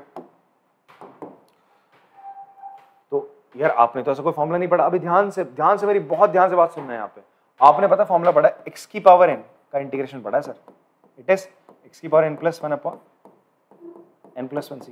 अपना दिमाग लगाना है, बट जितना तुम्हारे गुरुओं ने बताया, जितना तुम्हारी किताब ने बताया उतना लगाना है, ठीक है। ये मत करना यार ऐसे भी हो जाएगा, या करने से पहले एक बार पूछ लो, बिकॉज नई चीज है आपके लिए, ठीक है। तो बच्चे एक्स स्क्वायर प्लस 1 की पावर 2 है, तो चलो अरे यार एक्स की पावर n वाला ही तो फॉर्म है। यहाँ ध्यान दो, यहाँ केवल x है, यहाँ केवल क्या है, x है, यहाँ बट x स्क्वायर है, यहाँ पर x क्या है, स्क्वायर है। यहाँ x की पावर 1 है, एक लीनियर फंक्शन है, बट यहाँ पर ये कैसा फंक्शन है, क्वाड्रेटिक फंक्शन है, ठीक है। तो ये फॉर्मूला कब तक चलेगा, जब ये अंदर जो ब्रैकेट के अंदर एक लीनियर फंक्शन रहे। जैसे यहाँ तुमने क्वाड्रेटिक को दूसरा फंक्शन कर दिया हायर पावर वाला, तो फॉर्मूला नहीं चलता, तो फिर आपको तरीके बदलने पड़ते हैं, कुछ और करना पड़ेगा। बट फिलहाल मेरे को ज्यादा दिमाग ना लगाना पड़े फालतू, तो मैं क्या करता हूँ, इसका होल स्क्वायर कर दूंगा। क्या कर दूंगा, इसका होल स्क्वायर कर देता हूँ यार मैं। इसका क्या कर देता हूँ, पहले इसका होल स्क्वायर कर देता हूँ। तो मैंने इसको लिख दिया एक्स की power 4 plus 1 plus 2x square, a plus b का होल स्क्वायर का फॉर्मूला लगा दिया, वही लगाया। अब आप इसको इंटीग्रेट करना चाह रहे हो तो कैसे करोगे आप x की पावर 4 को अलग से करो, 1 को अलग से कर लो, और 2x स्क्वायर को अलग से इंटीग्रेट करो। अच्छा, यहाँ पर एक और चीज नहीं निकल के आ रही है। जैसे अगर तुम्हें क्या करना है, kx को इंटीग्रेट करना है, तो वो किसके बराबर होगा, k इंटू केवल x का इंटीग्रेशन। वेरिएबल अंदर रखो, बस उसका इंटीग्रेशन आप लोग करोगे। बात समझ में आ रही है, with dx with respect to dx। Clear है। जब तुम इनको इंटीग्रेट कर रहे हो तो क्या हो जाएगा, x की पावर 4 का इंटीग्रेशन क्या हो जाएगा, x की पावर 5, एक पावर ऊपर बढ़ेगी और जो पावर है नीचे वो डिनोमिनेटर में आ जाती है। 1 का इंटीग्रेशन x। अच्छा एक और चीज, इसमें भी प्लस c होगा, इसमें भी c होगा, इसमें भी c ऐड होगा, तो ऐसा करता हूँ सारे c को हम एंड में लिख देंगे एक, जैसे यहाँ पे आया था c1 c2 आए थे, तो मुझे एंड में एक कांस्टेंट बनाना पड़ा इन दोनों को ऐड करके। वैसे इन तीनों से 3 कांस्टेंट निकलेंगे, उनको जोड़ के क्या बना दो आप, एक कांस्टेंट c लिख देना फाइनली। हम बार बार c1 c2 नहीं लिखेंगे, पहले स्टेप में बता दिया आपको बार बार नहीं लिखने की जरूरत है, ठीक है। अच्छा 2x² का इंटीग्रेशन क्या हो जाएगा, इट विल बी 2, मैंने कहा ना यहाँ पे अलग करके दिखा दो। 2x² का इंटीग्रेशन क्या हो जाएगा भैया, 2 बाहर निकाल लो, केवल x² का इंटीग्रेशन करो। x² का इंटीग्रेशन होगा, एक पावर बढ़ जाएगी 2 + 1, 2 + 1 अपॉन नीचे 2 + 1, that will B 2x³ upon 3। भाई फॉर्मूला कौन सा इस्तेमाल कर रहे हैं हम, ये वाला, बात समझ में आ रही है। हो जाएगा 2x³ by 3 + c, तो हमने ये प्रॉपर्टी लगाई, समझ में आती बात, ओके फाइन। नेक्स्ट बात है, फॉर एनी रियल नंबर, अभी भी बता दी मैंने, k f x equals to k integration of f x। आप कांस्टेंट बाहर निकालो, जैसे आपसे बोलता है अल्फा साइन x का इंटीग्रेशन करो विद रिस्पेक्ट टू x, उसने तुम्हें बोला अल्फा कुछ वो है वेरिएबल है, नहीं बोला ना, तो अल्फा को तुम क्या मान के चलो, कांस्टेंट। तुमने अल्फा को बोला बाहर आ जा भाई, अब तुम किसका इंटीग्रेशन करोगे चुपचाप से, साइन x का। बेटा साइन x का इंटीग्रेशन क्या होता है, माइनस का minus alpha cos x plus c को नहीं भूलना है, बात समझ में आती है। तो this is all about the introduction, जो पार्ट था इसका यही था। अब हम इसके एग्जांपल्स लगाना स्टार्ट करते हैं। फॉर्मुलेज आपको याद रहने चाहिए, इवन मैं जब क्वेश्चन कराऊंगा फॉर्मुले रिकॉल कराता रहूंगा, आपको याद रखते हैं, ठीक है। ओके एक और प्रॉपर्टी, क्या प्रॉपर्टी थर्ड और फोर्थ को मिक्स कर दिया उन्होंने। अच्छा इस पर तो क्वेश्चन ही करा दिया मैंने। ये बोलता है कि आपके पास k1 × f1x है, k2 + f2x है, तो आपने क्या करा, इन सबको अलग अलग टर्म्स को पहले इंटीग्रेट करा, सबको अलग अलग इंटीग्रेट करा, फिर जो इनके साथ कांस्टेंट था उसको बाहर निकाल के इंटीग्रेट कर रहा हूं। क्लियर हो रही जी बात, ऐसा कुछ है नहीं अलग से, ठीक है। लो एक एग्जांपल देता हूं, जैसे मैंने लिखा cos x 3 cos x plus 5e⁻x, इसको आपने इंटीग्रेट करना है। चलो करके दिखा दो, इतना आपके लिए, क्या समझे आप लोग। चलो पॉज करके कॉपी करें, मतलब इंटीग्रेट करेंगे इसको। चलो मैं बताता हूं आप लोगों को कैसे करना है इसको। सबसे पहले क्या प्रॉपर्टी लगेगी, इससे पहली वाली, ये इंटीग्रेशन दोनों के साथ 3 cos x plus integration of 5e⁻x with respect to x, ठीक है। अब 3 को आपने बाहर कर लिया, ये हो जाएगा cos x dx प्लस 5 को बाहर कर लिया e⁻x। इवन आप डायरेक्ट इसके बाद ये स्टेप पे आ सकते हो, बट मैं थोड़ा सा दोनों आपको प्रॉपर्टीज बता रहा था। देन cos x का इंटीग्रेशन क्या होता है, it is sin x not minus sin x। याद रखो sin x का इंटीग्रेशन होता है माइनस cos x। डिफरेंशिएशन की जोन से थोड़ा सा बाहर आओ, ठीक है। तो हो जाएगा 3 sin x प्लस c होना था, बट उस c को हम इसके साथ ऐड कर लेंगे। e⁻x का इंटीग्रेशन e⁻x होता है, इससे भी c निकलता है, इससे भी c, उन दोनों c's को आपने कांस्टेंट को ऐड करा, फाइनली एक c बना दिया, एक कांस्टेंट बना दिया, दैट इज c ओनली। तो ये इसका आंसर होगा, बात समझ में आती है। तो इस तरीके से हमने इस प्रॉपर्टी का भी इस्तेमाल कर लिया। अब चलो एग्जांपल्स की तरफ बढ़ते हैं यार, ठीक है। अब हमारे पास एग्जांपल 1 है, ऐसे ना केवल ये 3 है, ये 3 पार्ट इस एग्जांपल का, और क्वेश्चन नंबर 1 है इस एक्सरसाइज का जहां पर इसकी बात होती है, और ना के बराबर ये क्वेश्चंस अभी तक आए हैं। बट अगर पूछ ले भूले भटके, हाँ स्कूल से पूछ लेते हैं टीचर्स ना, क्योंकि उनके पास क्या होता है एक ही चैप्टर का टेस्ट लेना होता है, तो वो पूछ लिया करते हैं यहाँ से। तो आपसे पूछ लेंगे भाई मेथड ऑफ इंस्पेक्शन क्या निकालो, इसका डिफरेंस, इसको क्या करो, इसका इंटीग्रेशन करिए, ठीक है। तो एक तो आप वैसे भी निकाल सकते हो, बट अभी फिलहाल हम मेथड ऑफ इंस्पेक्शन के थ्रू निकाल रहे हैं। अभी हम मेथड ऑफ इंस्पेक्शन के थ्रू ही जाएंगे फिलहाल इसका इंटीग्रेशन करने, ठीक है जी। तो मुझे cos 2x का इंटीग्रेशन करना है, ठीक है। cos 2x का करना है, इंटीग्रेशन करना है। इसको ऐसे समझो, मैं आपसे बोलता था भाई sin x का डेरिवेटिव क्या होता है, d/dx ऑफ sin x क्या होता है, cos x। तो अगर मैं आपसे बोलूं यार cos x का इंटीग्रेशन क्या होगा, तो तुम सीधा आंसर क्या बोलोगे, sin x बोलते हो ना, ऐसे बोलते हो। तो तुम अगर ये निकाल लो कि भाई ये किसका डेरिवेटिव होता है, तो तुम क्या निकाल लोगे, इसका इंटीग्रेशन निकाल लोगे ना। भाई तुम, मैं आपसे बोलूं cos x का इंटीग्रेशन बताओ, तो मैंने cos x किसका डेरिवेटिव होता है वो निकाल लिया, किसका होता है, sin x का होता है। sin x का होता नहीं होता, तो वो निकाल लिया।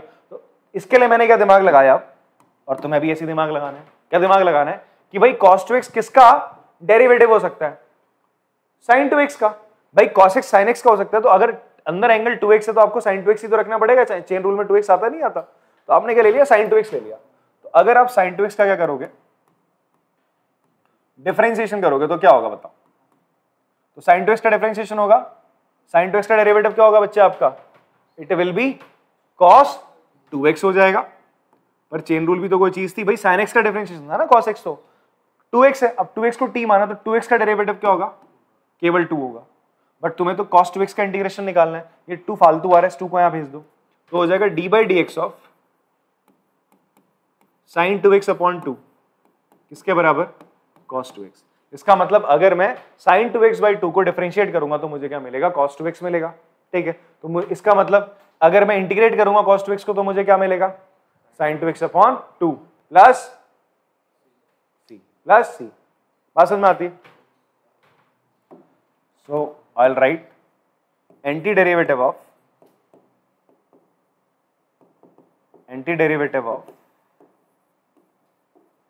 cos 2x is sin 2x by 2 plus c। बात सर समझ में आती है?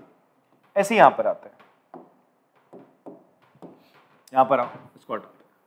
आपको क्या बोल रहे हैं? 3x square plus 4x cube, ये किसका क्या है? मतलब इसका इंटीग्रेशन क्या होगा? इसका इंटीग्रेशन क्या होगा? तो इसका मतलब ये किसी को डिफरेंशिएट करके आए होंगे ना, किसी ना किसी को डिफरेंशिएट करके आए होंगे। छोड़ो यहां देखो, तो ये किसी ना किसी को जब डिफरेंशिएट करके आए होंगे तो तब तुम दिमाग लगाओगे डिफरेंशिएशन में होता क्या था। एक बार ध्यान से देखो, x की पावर n का जब तुम डेरिवेटिव निकालते थे हो जाता था nx n की पावर x की पावर n माइनस 1, मतलब एक पावर कम होती थी ना। आप किसी भी पॉलिनोमियल का जब आप क्या कर रहे होते थे, डिफरेंशिएशन करते थे, तो एक पावर कम होती थी। तो इसका मतलब ये x स्क्वायर कब आया होगा? जब आपने x क्यूब का क्या करा होगा? ध्यान दो, जब तुमने x क्यूब का क्या करा होगा? डिफरेंशिएशन करा होगा, तभी तो x स्क्वायर बना होगा, एक पावर कम हुई होगी। x की पावर 4 कब आया होगा? सॉरी, x क्यूब कब आया होगा? जब तुमने x की पावर 4 का क्या करा होगा? डिफरेंशिएशन करा होगा। तो तुम अगर d बाई डी एक्स करोगे इसका, d by d x of this, तो क्या मिलेगा तुम्हें? ये मिलेगा 3x square plus 4x cube. ये तो सीधा सीधा आ गया। तो इसका मतलब तुम इसे इंटीग्रेट करोगे तो क्या आ जाएगा? x क्यूब प्लस x की पावर 4 आ जाएगा। तो देखा 4 आप लिखोगे anti derivative of 3x cube plus, sorry 3x square है ना, 3x square plus 4x cube is क्या आएगा बेटा? x क्यूब प्लस x की पावर 4 आ जाएगा plus c। Very good, plus c भी लिखना जरूरी है। यहां आते हैं, मुझे क्या मिल रहा है? 1/x मिल रहा है। क्या मिल रहा है? 1/x मिल रहा है। ठीक है, तो मुझे 1/x किसका डेरिवेटिव मिलता है? log x क्या मिलता है? किसका मिलता है? आपने log mod x लेना, log mod x को अगर डिफरेंशिएट करा d by d x of log mod x, तो क्या मिला? 1/x मिला। तो therefore you can write therefore anti derivative of 1/x is log mod x plus c। बात समझ में आती है? पॉज करके आराम से कॉपी करो इसको। एग्जाम्पल 2 देखते हैं यार हम। एग्जाम्पल 2 में आपसे बोलते हैं फाइंड द फॉलोइंग इंटीग्रल्स। आपको बोलता है इसका इंटीग्रेशन करना है। फॉलोइंग इंटीग्रल्स मतलब आपको जो फंक्शन दे रहा है इसका क्या करना है? आपको इंटीग्रेशन करना है। ठीक है, तो अब यहां पर अब कुछ चीजें देख लो। ये चीज आपको देखो, जितनी चीजें आपको बताई जा रही है ना उतनी चीजें करनी इंटीग्रेशन में। अपना ना डेरिवेटिव वाला दिमाग यहां नहीं लगा देना। ठीक है, बच्चे करते हैं ऐसा गिवन होगा यार कि sir x cube minus 1/x square है, तो हम क्या करते हैं? इसका अलग से ये इंटीग्रेशन है, तो बोला ये प्रॉपर्टी लगाते हैं, चलो x क्यूब माइनस 1 और x स्क्वायर दोनों को ऊपर नीचे इंटीग्रेट कर लेते हैं। ऐसा नहीं करना है जब तक आपको बताया नहीं गया हो। जैसे डिफरेंशिएशन में भी तो था, ऐसा गिवन है यार x क्यूब अपॉन e की पावर x है, आपसे बोलते हैं इसको डिफरेंशिएट करो, तो तुम क्या ऐसे करते थे कि x क्यूब का डेरिवेटिव अलग और ex का डेरिवेटिव अलग? ये तो बिल्कुल अलग होता था ना। वहां पे आपके पास क्या था? कोशेंट रूल था। क्या था बच्चे आपके पास? कोशेंट रूल था। आप उससे करते थे नहीं करते थे? बट यहां पर मैंने अभी तक आपको कोई रूल बताया नहीं बताया, बट स्टिल आपके पास क्या आ गया? फंक्शन डिवाइडेड बाय फंक्शन आ गया। फंक्शन डिवाइडेड बाय फंक्शन आ गया, तो आपने ऐसे नहीं करना। ये चीज गलत है सर, ये चीज गलत है। अगर आप लिखना है तो लिख सकते हो कि भैया ऐसा नहीं करना कि एक फंक्शन ऐसा मिल रहा है fx अपॉन gx डिवीजन में, और मैं इसको ऐसे कर रहा हूं fx अलग से कर दिया उसका इंटीग्रेशन और gx का अलग से कर दिया। या फिर मैं क्या कर रहा हूं? अपना दिमाग लगा रहा हूं कौन सा वाला? डिफरेंशिएशन वाला, कि भाई मैं करूंगा पहले fx का इंटीग्रेशन मल्टीप्लाई कर दूंगा जी एक्स से, माइनस फिर एफ एक्स लिखूंगा, फिर जी एक्स का इंटीग्रेशन, फिर जी एक्स का स्क्वायर कर दूंगा, ऐसा दिमाग लगा दूंगा। ये भी गलत है सर, ठीक है। मैं बोल रहा हूँ वहां के तौर तरीके वहीं छोड़ दो, केवल वो फॉर्मुले इसने हेल्प करी हमें इंटीग्रेशन के फॉर्मुले बताने याद करने में, और कुछ नहीं हो रहा है यहाँ पे, ठीक है जी। केवल उतना ही होने वाला है, सारी चीजें नहीं आ रही सर यहाँ पे। अलग तरीके हो, फंक्शन को फंक्शन से डिवाइड करो, उसको डिवाइड करने के पे एक पूरी एक्सरसाइज है बेटा, फॉर्मुला नहीं पूरी एक्सरसाइज है, मतलब तरीके हैं फॉर्मुलेज हैं करने के, बट पूरी एक्सरसाइज पे डेडिकेटेड है। तो आप ये मान के चलो आप इसको इन तरीकों से तो नहीं कर सकते, ठीक है।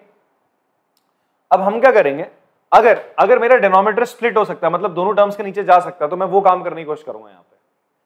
बात समझ में आ रही है? आपकी अप्रोच क्या रहेगी कि यार मेरा डिनोमिनेटर में, आपकी अप्रोच क्या रहेगी, ध्यान सुना, मेरा डिनोमिनेटर में एक ही टर्म है, दो टर्म है।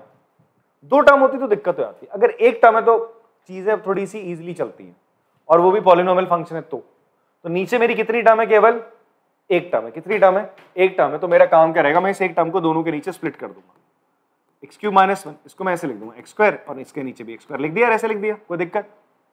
इसको हम क्या लिख सकते हैं, इसको अब अलग अलग कर लेते हैं। तो इंटीग्रेशन ऑफ ये एक्स हो जाएगा, यहां से इसको कैंसिल करोगे, माइनस ये हो जाएगा एक्स की पावर कितना, -2 with respect to x, with respect to x. अब देखो कितना इजी बन गया ना। यहां पे आप फंस गए यार, क्या ही करे क्या नहीं करे। तो जैसे ही आपको नीचे एक टर्म मिले और ऊपर बहुत सारी टर्म्स है, तो आप इस टर्म को सारी टर्म्स के नीचे एक करके लिख दो। ये और ये सेम ही तो चीज है, एलसीएम लोगे वापस यहीं पहुंचोगे। अब एक्स का इंटीग्रेशन क्या होगा, अभी फॉर्मूला बताया था, देखो वापस से रिकॉल कराता हूं। एक्स की पावर n का इंटीग्रेशन क्या होगा, एक्स की power n+1 upon n+1 plus c। X का इंटीग्रेशन हो जाएगा बच्चे आपका क्या, एक्स की पावर 1 है यहाँ पे, 1+1 दैट विल बी 1+1, चलो पूरा लिख दे रहा हूं, और नीचे भी 1+1 प्लस c, माइनस यहाँ पर क्या हो जाएगा बच्चे आपका, एक्स की पावर -2 + 1 अपॉन -2 + 1 प्लस c। यहाँ c1 ले लो, यहाँ c2 ले लो, बात समझ में आती है। ये हो जाएगा x square upon 2 plus c1 minus, बेटा ये क्या हो जाएगा, एक्स की पावर -1 हो जाएगा, और नीचे का हो जाएगा -1 हो जाएगा, प्लस c2। अच्छा ये -c2 हो जाएगा। अच्छा अभी एक कोई बच्चे ने हमसे बोला कि सर अगर हमारा कांस्टेंट नेगेटिव हो तो कोई दिक्कत नहीं, ये जो c होता है ना, c belongs to r। c किसको बिलोंग करता है, r को बिलोंग करता है। It can be any number, irrational number भी हो सकती है, और बोलिए पाई भी हो सकता है, c पाई भी क्या हो सकता है आपका, c हो सकता है। अगर आंसर में ऐसा प्लस पाई प्लस c2 ऐसा आ रहा है, तो पाई ऐड कर दो c के साथ, c बना दो उसको पूरा। अच्छा अब देखो यहाँ पे क्या होगा, ये माइनस और माइनस प्लस हो जाएगा, और फाइनली आपके पास आंसर आएगा x² 2 प्लस एक्स की पावर -1 को मैं 1/x लिख सकता हूँ, और ये जो दो कांस्टेंट थे c1 - c2, c1 - c2 को आप c मान लो, that will be plus c final answer. हम ना हमेशा प्लस c करते हैं आंसर।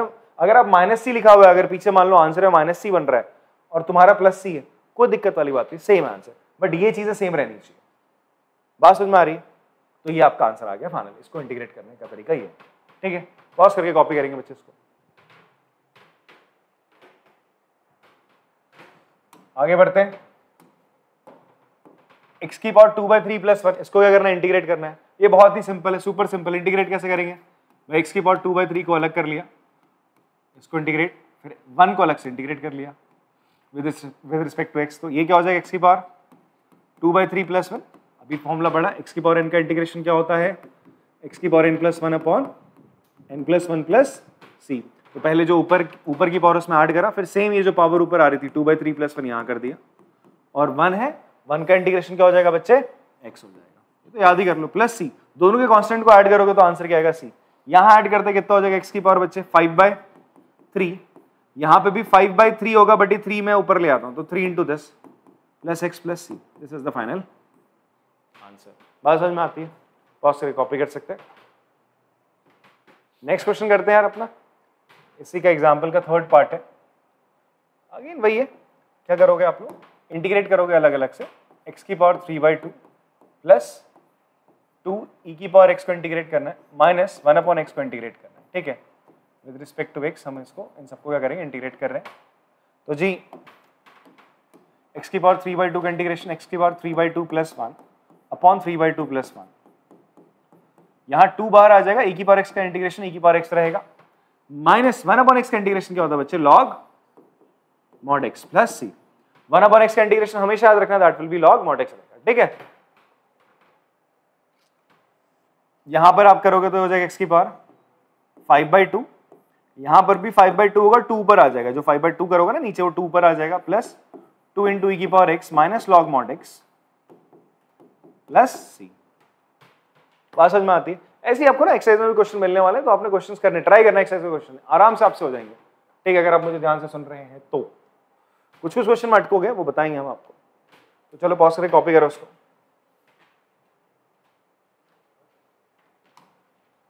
नेक्स्ट है बच्चे हमारा example 3, find the following integrals. हमें इसके इंटीग्रल्स मतलब इसको इंटीग्रेट करना है, इंटीग्रेशन करना है हमें इन फंक्शंस का। तो सिंपल है यार, फर्स्ट वाला फॉर्मूले पढ़े हैं आप लोगों ने, तो इसको आप क्या करोगे, sin x का अलग से इंटीग्रेशन प्लस अभी अभी बताया था मैंने cos x का अलग से इंटीग्रेशन। तो sin x का इंटीग्रेशन क्या होता है जी, minus cos x, very good, minus cos x का plus sin x plus c, बस खत्म यार, इतना ही हो गया, ज्यादा कुछ नहीं है। ओके, सेकेंड पार्ट पे आते हैं। cosec x से अंदर मल्टीप्लाई करोगे तो क्या हो जाएगा, cosec square x plus cosec x into cot x। अभी केवल अगर इसी फॉर्म में आप करने की कोशिश करने लग जाते हैं, अच्छा यहां पर भी ये मत करने लग जाना कि ऐसा गिवन है x square into sine x given है और आप इसको क्या करो, या फिर ऐसा गिवन है x into sine x square given है और इसको इंटीग्रेट करने को बोला, लगाते प्रोडक्ट रूल लगा देते सर, कैसी बात करिए, हम इसको ऐसे करेंगे एक्स का integration into sine x square का इंटीग्रेशन। नहीं करना है सर, कोई फॉर्मूला बताया मैंने अभी तक आपको, ऐसा नहीं बताया ना, तो अपना दिमाग नहीं लगाना है, ठीक है। या इस पे आप प्रोडक्ट रूल लगाने लग जाएं, वो डिफरेंशिएशन की बात है भाई, यहाँ पे नहीं लगता प्रोडक्ट रूल, यहाँ पे कुछ अलग तरीके चीजें चली, यहाँ बाई पार्ट है, पार्शियल फ्रैक्शंस हैं, अलग अलग अभी टर्म्स आने वाली हैं, उनका उपयोग करने वाले इंटीग्रेशन करने में। सब्स्टिट्यूशन मेथड्स होते हैं इंटीग्रेट करने के, ये तो नॉर्मल फॉर्मुला बेस्ड मेथड्स हैं। दूसरा भाई आप देखोगे बाई पार्ट हो गया, बाई पार्शियल फ्रैक्शन हो गया, ठीक है, सब्स्टिट्यूशन मेथड हो गया, कुछ आपके स्पेशल फॉर्मुलाज है उनके थ्रू आप इंटीग्रेट करोगे। इससे नहीं, ऐसा नहीं करना, ठीक है, ये गलती नहीं करनी बच्चे। तो यहाँ पर अब क्या हो गया, कोसेक स्क्वायर एक्स इंटीग्रेट करना है मुझे इस पूरे को, तो मैं अलग अलग कर लेता हूँ फिलहाल तो ऐसे। तो मैं कोसेक स्क्वायर एक्स, ये कोसेक से मल्टीप्लाई करो, कोसेक स्क्वायर एक्स होगा ना बेटा, प्लस फिर इंटीग्रेशन करोगे तो क्या हो जाएगा, कोसेक एक्स कॉट एक्स हो जाएगा। अब तुम्हारे दिमाग में क्लिक करना चाहिए, क्या क्लिक करना चाहिए, क्या कोसेक, अभी आपको ना फॉर्मूला एकदम याद नहीं है, क्या कोसेक एक्स स्क्वायर एक्स किसी का डेरिवेटिव होता है? हाँ जी, किसका होता है? बट कॉट एक्स का डेरिवेटिव तो माइनस कोसेक स्क्वायर एक्स होता है। तो मैं ऐसा करता हूं, अगर मैं इसका इंटीग्रेशन करूंगा तो आंसर क्या आ जाएगा, माइनस कॉट एक्स आएगा। बात समझ में आ रही है आपको? इस तरीके से आपको रिकॉल करना है, डिफरेंशिएशन आपको याद दिलाएगा फॉर्मूले। आपको एकदम से सारे फॉर्मूले याद नहीं होंगे, बट आपको डिफरेंशिएशन हेल्प करेगा कि कैसे आप इंटीग्रेशन याद कर लोगे। अच्छा, cosec x square x, because ना आपने 11th स्टैंडर्ड में भी डेरिवेटिव करा है, 1-2 महीने से ही करते आ रहे हो, तो आपकी हेल्प होने वाली है। कोसेक स्क्वायर एक्स किसका डेरिवेटिव होता है यार? कोटेक्स का तो माइनस कोसेक स्क्वायर एक्स होता है, तो कोसेक स्क्वायर एक्स का इंटीग्रेशन क्या होगा, माइनस कोटेक्स कर दो, ठीक है, बिकॉज यहाँ माइनस नहीं था। क्लियर है बात? उसी तरीके से कोसेक एक्स कॉट एक्स, अब आप देखोगे कोसेक एक्स का derivative minus cosec x cot x होता है, तो माइनस है नहीं, तो इसका मतलब अगर आप इसका इंटीग्रेशन करोगे तो क्या आएगा, माइनस का कोसेक एक्स आ जाएगा, ठीक है। हाँ, प्लस सी तो आना ही आना है, ठीक है, बिकॉज दोनों से सी जो निकलेगा एक कॉमन सी हमने निकाल लिया, ठीक, तो इसका आंसर रहेगा। पॉज करके कॉपी करेंगे बेटा इसको।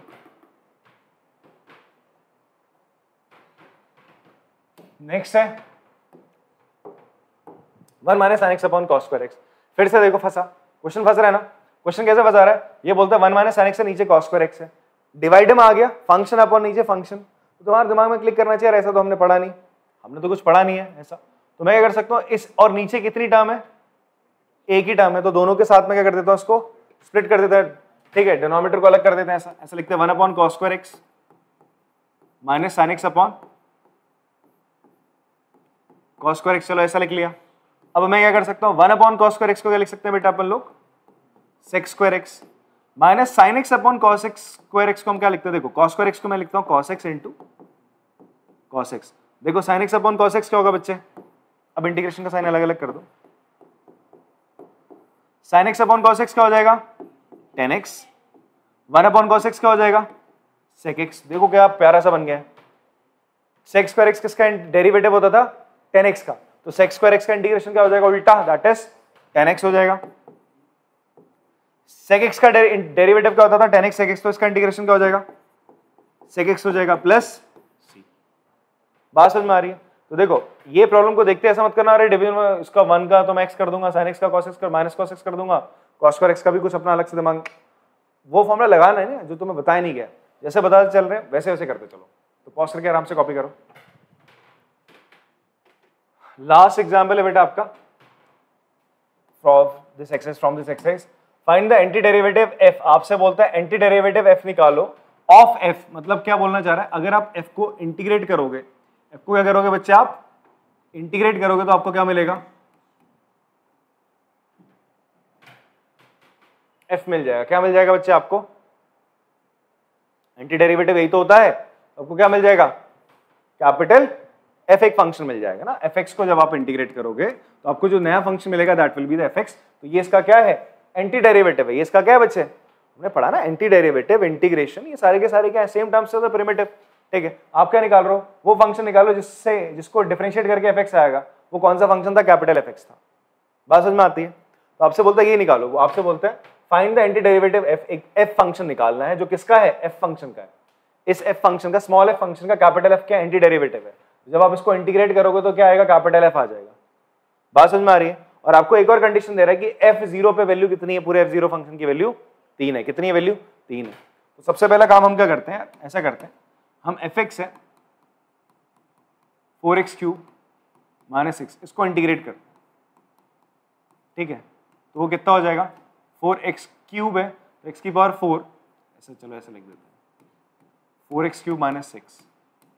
तो इसका इंटीग्रेशन क्या होगा, देखो आप एक साथ कर सकते हो, ऐसा अलग अलग करने की जरूरत नहीं है। अब कर सकते हो, इतना तो प्रो हो चुके होगे तुम लोग। उसको ऐसे करोगे, 4x³ का इंटीग्रेशन क्या होगा, x की पावर 4, 3 + 1 4, नीचे भी 4, -6 कांस्टेंट है ना, तो क्या हो जाएगा 6x हो जाएगा प्लस c। तो ये तुम्हारे पास क्या आ गया, एफ एक्स। क्या आ गया बेटा, एफ एक्स, इसका एंटी डेरिवेटिव आ गया। तो 4 से 4 तुमने काट दिया, तो एफ एक्स क्या आ गया बच्चे आपके पास, x की power 4 -6x + c।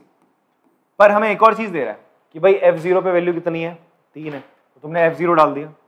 Now at x = 0, f0 रखा, 0 की पावर 4 -6 × 0 प्लस c, और f0 की वैल्यू कितनी है, तो c की वैल्यू कितनी आ गई, 3। तो इसका मतलब तुम्हारा जो fx है फंक्शन, वो क्या बन के आया बेटा, ये फंक्शन था ना fx, वो जाएगा x की पावर 4 -6x + 3। ये आपका फाइनल आंसर है। तो ये तो निकालना था आपको, एंटी डेरिवेटिव f निकालना था किस फंक्शन का, इस फंक्शन का एंटी डेरिवेटिव ये आएगा। बात समझ में आती, कब, जब आपका f0 3 के बराबर है। यहाँ पे c नहीं है अभी इस फंक्शन में, क्यों नहीं है, बिकॉज हमें हेल्प दे रखी थी c को निकालने के लिए। ठीक है, बात समझ में आती है। आराम से इसको पॉज करके कॉपी करेंगे। ऐसे ही आपको ना एग्जाम्पल भी दिया हुआ है, एग्जाम्पल बोल रहा हूँ, एक्सरसाइज का जो लास्ट क्वेश्चन आएगा सी MCQ बेस्ड है, तो वो भी ऐसे ही होना है। ठीक है, चलो पॉज करके कॉपी करो इसको और आंसर, चलो कॉपी कर लिया होगा आप लोगों ने। तो यहाँ पर हमारी एक्सरसाइज का इंट्रोडक्शन होता है। अब अगला जो हमने करना है, जो हमारा क्लास होगी, वो होगी आपकी एक्सरसाइज के ऊपर। एक्सरसाइज 7.1 करेंगे, कंप्लीट करेंगे। सिंपल से एक बार आप भी खुद से ट्राई कर सकते हैं, तो करो ट्राई। मिलते हैं आपको नेक्स्ट वीडियो पे, तब तक टाटा बाय बाय।